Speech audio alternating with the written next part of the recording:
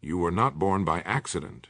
This idea may sound simple, almost obvious, yet most people live as if their existence were a random mistake, a brief flicker of awareness between two vast silences. From that belief comes a deep, unspoken anxiety, the fear that life has no inherent meaning and that one must struggle endlessly to justify one's right to exist. This fear quietly fuels competition, comparison, and the constant pressure to become someone important. But look more closely. Your birth was not something that merely happened to the universe. It was something the universe did as you. The universe did not suddenly produce a stranger and drop them into an alien world. Rather, it expressed itself in a new and particular way, just as it has done countless times before. You are not an interruption of nature. You are a continuation of it. Consider the wave in the ocean. A wave may rise, crest, and fall, but it is never separate from the sea. It has no independent existence apart from the water that forms it. In the same way, you did not arrive separate from existence itself. The conditions that formed the stars, the ancient explosions, the slow gathering of matter, the dance of gravity and light, are the very same conditions that formed your body. The calcium in your bones was once part of distant suns. The iron in your blood was forged in cosmic fire. The energy that moves galaxies is the same energy that moves your breath right now. Yet we are taught to think of ourselves as isolated individuals dropped into a world that is foreign, indifferent, and even hostile. We learn to say, "I came into this world," as though the world were already complete and we arrived late to the scene. But this is a profound misunderstanding. You did not come into the world, you came out of it, like a leaf grows from a tree or a sound emerges from a musical instrument. The tree does not struggle to produce a leaf. The leaf is simply what the tree does. In the same way, when you were born, consciousness was not added to the universe like an extra ingredient. Consciousness simply took on your form.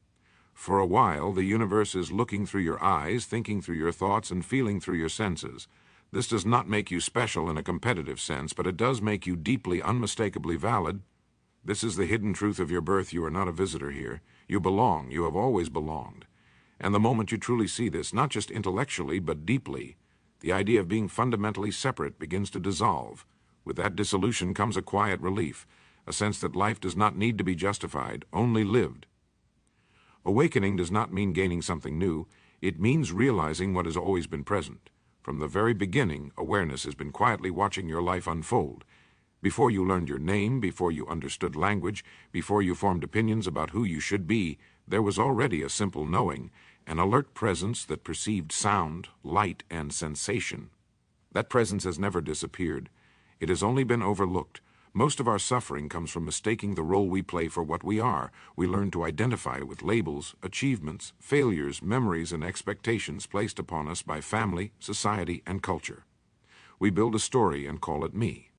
Then we spend our lives protecting that story, polishing it, defending it, and fearing its collapse. Beneath all of this effort lies a quiet anxiety, the fear that if the story fades, we will disappear with it. But awareness itself is never threatened. Thoughts come and go, emotions rise and fall, sensations change from moment to moment. Yet something remains constant, something that notices each experience without being damaged by it. When you observe your thoughts, who is the observer? When fear appears, what is it that knows fear is present? When joy arises, what recognizes joy? That which observes cannot itself be observed as an object. It has no shape, no age, no personal history. It does not argue, compete, or demand attention. It simply is. This silent presence is consciousness, not something you possess, but something you are an expression of.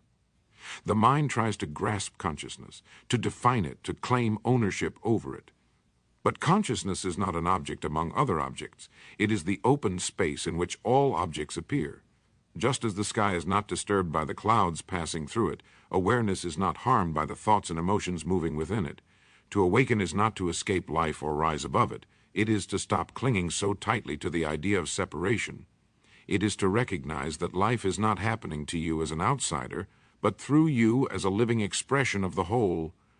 This understanding does not eliminate pain, loss, or challenge. Life continues to move with all its contrasts. What dissolves is the belief that you are a small, isolated entity carrying the entire weight of existence alone. When that belief loosens, experience becomes lighter, more fluid, more intimate. You still think, act, choose, and create. But these actions arise naturally, without the constant strain of self-protection. Life begins to feel less like a battle that must be won, and more like a dance that is already happening. You are not here to wake up from the world. You are here to wake up as the world, becoming conscious of itself, if only for a brief and beautiful moment. And in seeing this clearly, something profound yet simple is remembered. You have always been home.